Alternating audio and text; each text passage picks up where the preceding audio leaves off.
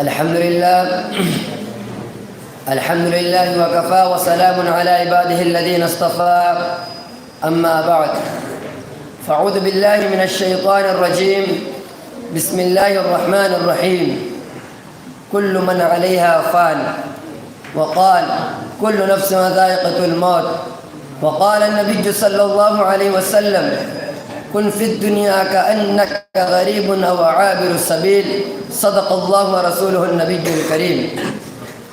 آخرت کی فکر کرنی ہے ضرور، آخرت کی فکر کرنی ہے ضرور، جیسی کرنی ویسی بھرنی ہے ضرور. زندگی ایک دن گزرنی ہے ضرور، زندگی ایک دن گزرنی ہے ضرور. قبر میں میت کو اترنی ہے ضرور. ایک دن مرنا ہے آخر موت ہے، ایک دن مرنا ہے آخر موت ہے. کر لے جو کرنا ہے آخر موت ہے. میرے پیارے دوستو اور معزز علماء کرام، آج کس محفل میں اور آج کس مبارک اجلاس میں میری تقریر کا عنوان وہ چیز ہے جس پر ساری دنیا کے لوگ متفق ہے، جو بھائی کو بہن سے جدا کر دیتی ہے، اور جو بھائی کو بہن سے جدا کر دیتا ہے، جو بھائی کو بہن سے جدا کر دیتا ہے اور بچوں کو ماں باپ سے علیحدہ کر دیتا ہے، جو سچے دوستوں کے درمیان غم کا پہاڑ کھڑا کر دیتا ہے، جو سمندروں کے موجوں میں بھی آ جاتا ہے اور جنگلوں کے سناٹے میں بھی آ جاتا ہے، جو کوٹھی بنگلے اور محفوظ قلعوں میں بھی آ جاتا ہے اور آسمان میں اڑتے اور راکٹ اور جہاز میں بھی آ جاتا ہے. نہ اس کی پکڑ سے بڑے بڑے منصب اور عہدے والے محفوظ ہے، نہ ہی امیر اور دولت مند. رات کے اندھیرا اور دن کے اجالے اس کے لیے برابر ہے. نہ اسے چاند جیسے حسین اور خوبصورت چہرے پر ترس آتا ہے، نہ ہی دارا سکندر اور رستم جیسے پہلوان کی طاقت سے خوف کھاتی ہے.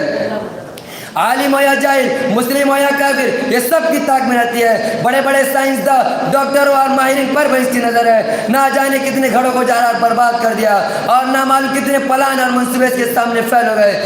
بڑے سرما کو اتنے ٹھکانے لگا دیا، نمرود کی بادشاہت اور قارون کی دولت اور فرعون کا تکبر اتنے خاک میں ملا دیا.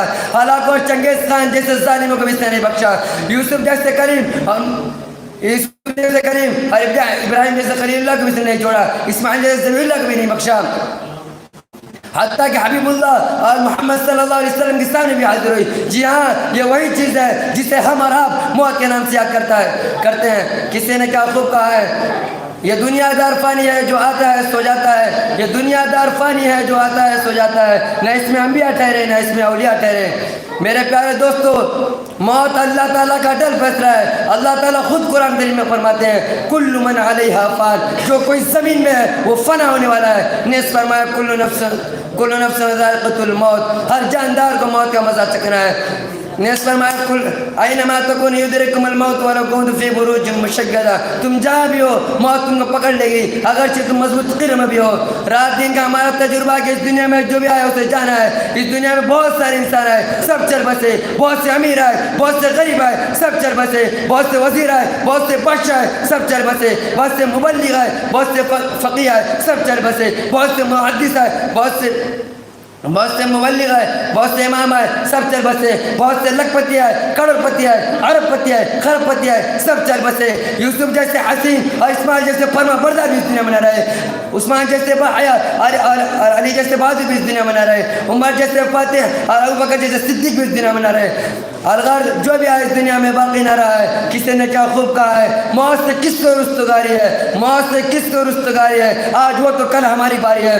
میرے بھائیوں، موت کی تیاری کرو، چونکہ دنیا ہمارے مستقل نہیں بلکہ مسافر خانہ ہے. شہنشاہ دو جہاں صلی اللہ علیہ وسلم نے ارشاد فرمایا کل من کن فی الدنیا کأنک غریب و عابر السبیل، دنیا میں ایسے رہو جیسے کوئی اجنبی آ رہا چلتا مسافر. ایک شخص نے حضور صلی اللہ علیہ وسلم سے فرمایا سب سے سمجھدار کون ہے؟ فرمایا جو شخص کثرت سے موت کو یاد کرتا ہے. اسی بات پہ میں تقریر ختم کرتا ہوں.